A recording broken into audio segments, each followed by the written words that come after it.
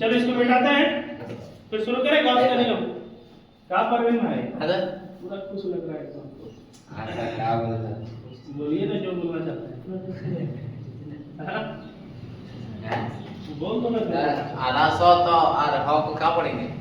आधा सौ तो आधा सौ तो सत्तर, आधा सौ का है 70 से तारीफ में से अच्छा कौन लिखा है?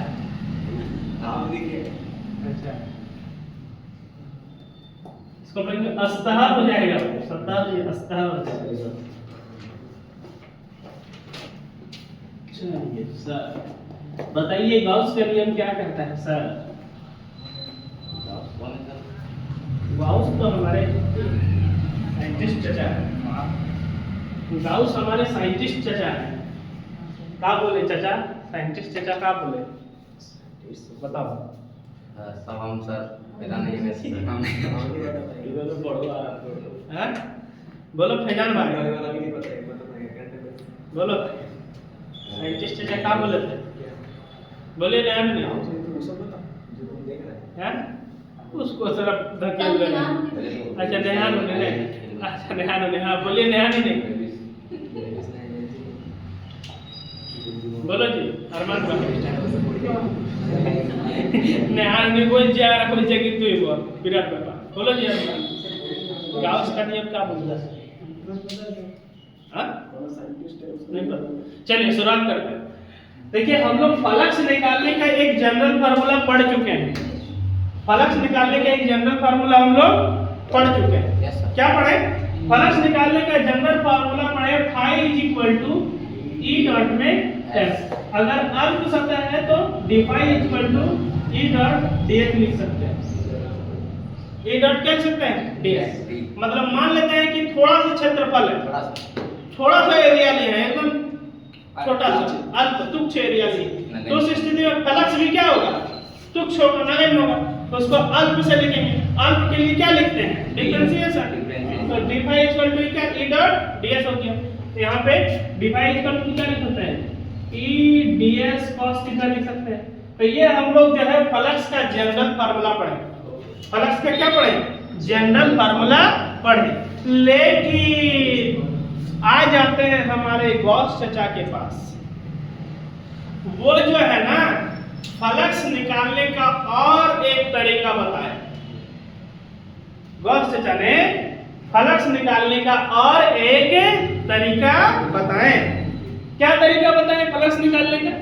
देखिए उन्होंने कहा कि अगर आपको फ्लक्स निकालना है, अगर आपको विद्युत फ्लक्स निकालना है तो सबसे पहले आप एक बंद सतह लीजिए। हाँ क्या लीजिए? सही सुन पा रहे हैं ना? कैसा सतह? बंद सतह। तो सबसे पहले गौर से क्या बोले कि अगर आप फ्लक्स निकालना चाहते हैं तो फ्लक्स निकालने के लिए आप सबसे पहले एक क्या लीजिए? बंद सतह लीजिए। तो हम एक बंद सतह ले लिए, लीजिए हम क्या ले लिए? एक बंद सतह ले लिए। ना सर टेढ़ा है, ना बांका है, ना गोल है, ना गोला है, कुछ नहीं, अजीब बना दीजिए। उससे क्या मतलब है? हाँ तो हम क्या ले लिए? एक बंद सतह लेते। वो बोले कि अगर बंद सतह के लिए हमको विद्युत फ्लक्स निकालना है तो बस हमको आप ये बता दीजिए कि बंद सतह में कितना आवेश है। बंद सतह में कितना आवेश है? मान लिए कि बंद सतह में Q1 Q2 Q3 Q4 Q2 भी है sir? Q1 Q2 Q3 Q4 Q5 Q6 आवेश है। इतना सारा आवेश है। बंद सतह में कितना आवेश है? Q1 Q2 Q3 Q4 Q5 Q6। लोग अपना दुनिया में कैसा आदमी, इतना खतरनाक टॉपिक है, ऐसा कोई एग्जाम नहीं है, जैक को यादें नहीं है कि हम कब इसको नहीं पूछे। ऐसा कोई एग्जाम नहीं है जिस एग्जाम में ये पूछा नहीं है जैक बोर्ड द्वारा। और इतना इंटरेस्टिंग टॉपिक को भी तुम लोग मजा नहीं ले रहे। कितना घटिया आदमी है कि कहां से उठ के आया है कि बेहुदा है तुम लोग। ये हमारा एक बंद सतह है। अब इस बंद सतह से संबंध हमको फ्लक्स निकालना है। क्या निकालना है? इस बंद सतह के लिए हमको क्या निकालना है? फ्लक्स निकालना है। तो गॉस बोले कि अगर फ्लक्स निकालना है तो आपको एक बंद सतह लेना ही पड़ेगा, आपको एक क्लोज सरफेस लेना ही पड़ेगा। विदाउट क्लोज सरफेस का आप फ्लक्स नहीं निकाल सकते हैं। एक शर्त होगी आपके लिए कि अगर फ्लक्स निकालना है तो उसके लिए आपको क्या लेना पड़ेगा? एक क्लोज सरफेस लेना ही पड़ेगा। तब जब आप एक क्लोज सरफेस लिए तो क्लोज सरफेस के अंदर सबसे पहले आप पता कीजिए कि वहां पर कितना आवेश बिखरा हुआ है। कितना आवेश बिखरा हुआ है? तो यहाँ पे कितना आवेश बिखरा हुआ है इस बंद सतह में? 6 आवेश। क्या क्या? जितना भी आवेश बिखरा हुआ है उस सबको जोड़ दीजिए। क्या कर दीजिए? सबको योग कर दीजिए। सबको योग कर दीजिए। जितना भी आवेश बिखरा हुआ है उसको क्या कर दीजिए? योग कर दीजिए। और कुछ मत कीजिए, बस और बस एप्सिलॉन नॉट से डिवाइड दे दीजिए। जो वैल्यू आएगा वो फ्लक्स को बताएगा।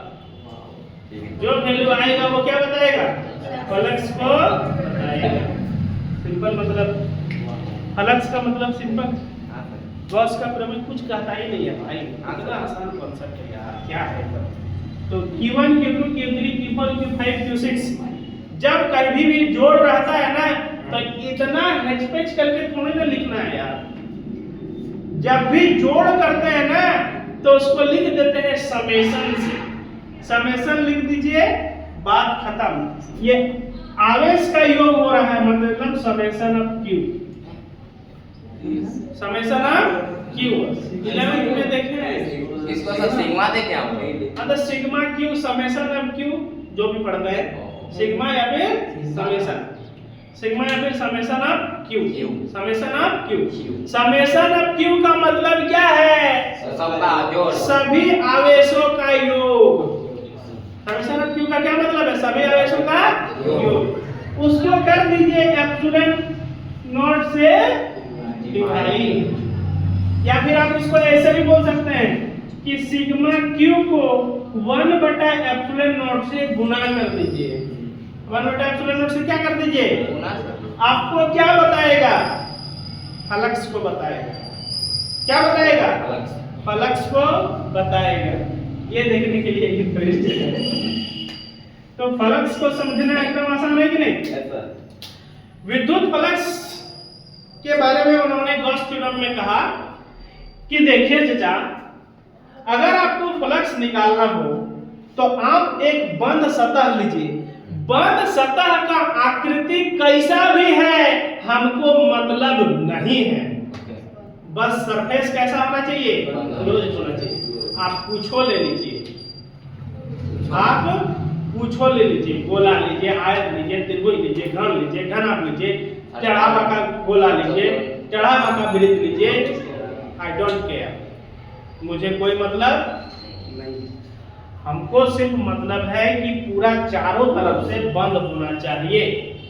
चारों तरफ से क्या होना चाहिए? बंद सर। और उन चारों तरफ से जब हम उसको बंद कर देंगे तो सबसे पहले आपको एक चीज का पता करना है, और वो सिंपल चीज है कि बता दीजिए कि वहां पर कितना आवेश है। भैया आप ही सोचिए ना कि जहां से आवेश रह गया ना, जहां आवेश रह गया वहां विद्युत क्षेत्र उत्पन्न होगा। जहां आवेश रह गया वहां क्या उत्पन्न होगा? जब आवेश रुका हुआ है तो केवल और केवल विद्युत क्षेत्र, जब आवेश गतिशील है तो विद्युत क्षेत्र और चुंबकीय क्षेत्र दोनों उत्पन्न होगा।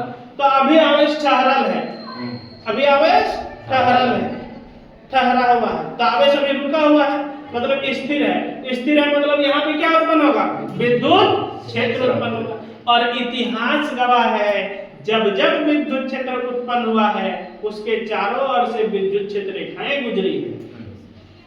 और उतना दिन से हम लोग यही पढ़ रहे हैं कि आप विद्युत क्षेत्र रेखाओं की संख्या को पता कर लीजिए, मतलब फ्लक्स पता हो जाएगा आपको। ना दिन से हम लोग यही ना पढ़ रहे हैं भाई, प्रीवियस क्लास में ओवरऑल मिला के फ्लक्स के बारे में यही चीज ना सीखे कि विद्युत क्षेत्र रेखाओं की संख्या पता कीजिए, आपको क्या पता चलेगा?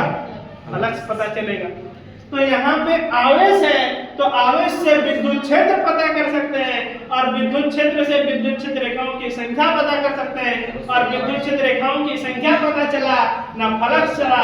लेकिन उनका एक डिमांड है कि उसको एप्सिलॉन नॉट से डिवाइड देना पड़ेगा। जो भी डिवाइड दीजिएगा वैल्यू आएगा वो क्या बताएगा? फ्लक्स। और एप्सिलॉन नॉट तो हमारा बपोती धन है, उसको तो कोई नहीं छीन सकता है। 8.85 पर गुना 10 का पावर में -12, ये हमारा क्या है? बपोती धन। तो ये हमारा क्या बताएगा? फ्लक्स। घुमा सकते हैं। तो हम लोग गॉस का प्रमेय को समझे। क्या समझे? गॉस का नियम। गॉस का नियम एक प्रमेय बोलते हैं, गॉस थ्योरम बोलते हैं, गॉस का प्रमेय। चलिए इसको लिखा जाए। अच्छा। तो गॉस का प्रमेय क्या कहता है कि किसी गॉस के प्रमेय के अनुसार किसी बंद सतह से संबंध विद्युत फ्लक्स, देखिए ध्यान से सुन लीजिए, गॉस के प्रमेय के अनुसार किसी बंद सतह से संबंध विद्युत फ्लक्स, उस बंद सतह में उपस्थित कुल आवेश, उस बंद सतह में उपस्थित कुल आवेश का योग तथा एप्सिलॉन नॉट को क्या बोलते हैं? निर्वात में विद्युतशीलता। क्या बोलते हैं एप्सिलॉन नॉट को? तो किसी बंद सतह से संबंध विद्युत फ्लक्स, उस बंद सतह में उपस्थित कुल आवेश का योग तथा निर्वात में विद्युतशीलता का अनुपात के बराबर होता है। कौन बराबर होता है? विद्युत फ्लक्स। कौन बराबर होता है? विद्युत फ्लक्स। विद्युत फ्लक्स का पता करना हम लोग दो चीज से सीखे। एक तो जनरल फार्मूला सीखे, उस जनरल फार्मूला में फ्लक्स का फार्मूला होता है E डॉट में S। अगर अल्प फ्लक्स उत्पन्न हो रहा है तो d phi equal to E dot ds। लेकिन गॉस चाह के बोले कि phi इज इक्वल टू, हम बोल सकते हैं समेशन ऑफ q बटा एप्सिलॉन नॉट। तो फ्लक्स का कितना फार्मूला देखे हम लोग? दो फार्मूला, और ये लेकर के d phi लीजिएगा तो तीन फार्मूला। तो ये phi का ही d phi आप ग्रुप लिए हैं, तो जनरल फार्मूला कितना देखे? दो। एक phi equal to E dot s, दूसरा formula phi equal to summation of q बटा एप्सिलॉन नॉट। इन दोनों फार्मूला के माध्यम से पूरा और पूरा गॉस थ्योरम का एप्लीकेशंस खत्म होगा। अगर इन दोनों फार्मूला को नहीं पता चला तो आपका गॉस थ्योरम का जो 3-4 डेरिवेशन होगा वो आपको पढ़ने नहीं पड़ेंगे, बाउंस चल जाएंगे।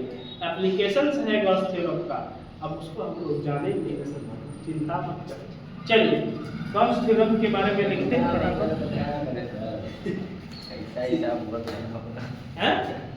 देखो गॉस के प्रमेय के अनुसार